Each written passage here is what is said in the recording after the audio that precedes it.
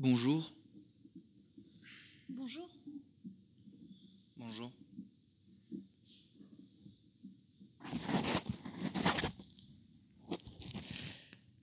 La réalité dans les œuvres est parfois compliquée à déceler.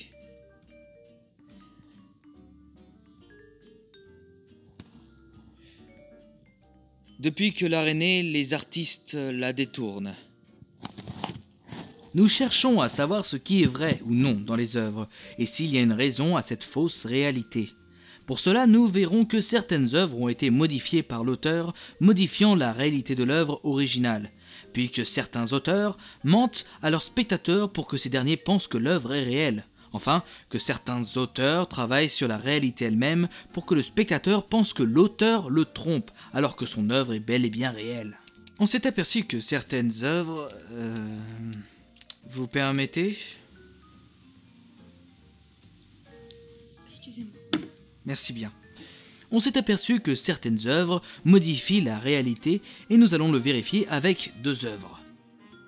La première, Pazuzu, est une statuette d'une divinité mésopotamienne qui a une signification précise, pourtant sa réalité a été modifiée. En effet, cette statuette est utilisée dans l'œuvre de William Friedkin, L'Exorciste.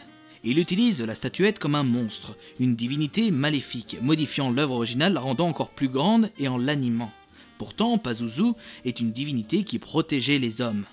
On suppose que la statuette du musée du Louvre était accrochée aux portes ou portée autour du cou des malades. Ensuite, D'autel, nuancé d'abricot, est une peinture de Dubuffet représentant un étrange visage d'homme. Le problème est le contexte dans lequel elle s'inscrit. En effet, Dubuffet la réalise en 1945, dans les années où le genre de l'art brut apparaît et tente de survivre, et la considère comme œuvre faisant partie intégrante de ce mouvement. Mais la définition même de l'art brut est contradictoire, voici donc la définition de l'internaute. Œuvre d'art produite par des personnes ne possédant aucune culture artistique. Or, même un enfant possède une culture artistique. Dubuffet, en inscrivant son œuvre dans le mouvement de l'art brut, modifie la réalité de cette dernière qui ne peut en faire partie. Certains auteurs mentent à leurs spectateurs, modifiant la réalité comme ils en ont envie. Pour comprendre cela, nous allons étudier 4 œuvres trompant le spectateur. Galerie de vue de la Rome moderne, créée en 1759 de Giovanni Paolo Panini, fait son tableau pour représenter une vue de la Rome moderne. Pourtant, il a inventé une cinquantaine de tableaux peints qui ne représentent des lieux de la Rome moderne, et ne sont pas non plus des tableaux existants dans la réalité. Si l'on étudie le bestiaire incroyable du professeur Amensenhaufen, exposé au musée géologique de Barcelone, aujourd'hui on sait que ces travaux ont été montés de toutes pièces par John Foncuberta. Pourtant, à l'époque, cet exposé fut tellement réaliste que beaucoup de spectateurs pensèrent que cela était vrai. Ensuite, nous pouvons parler des tanks gonflables américains de la Seconde Guerre mondiale, qui furent assez réalistes pour tromper l'armée allemande et permirent aux Alliés de réussir le débarquement et au passage sauver des milliers de vies. Faites le mur, sorti en 2011, fut réalisé à la base par Thierry Guetta, qui passa le témoin à Bansky qui diffusa le film. Pourtant, la grande partie du travail fut faite par Guetta. Dans le film, Bansky filme un graffeur, Monsieur Brainwash, qui est en fait Guetta.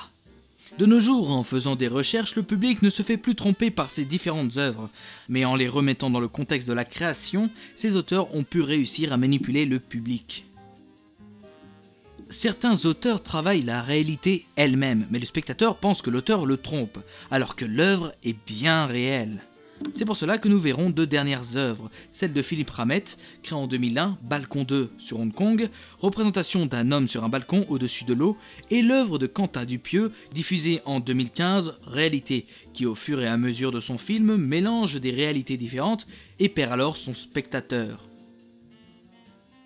Ces œuvres ne modifient pas la réalité, elles la montrent telle qu'elle. En effet, Ramette pour ses photographies utilise un harnais et des câbles non montrés, mais présent sur la photo.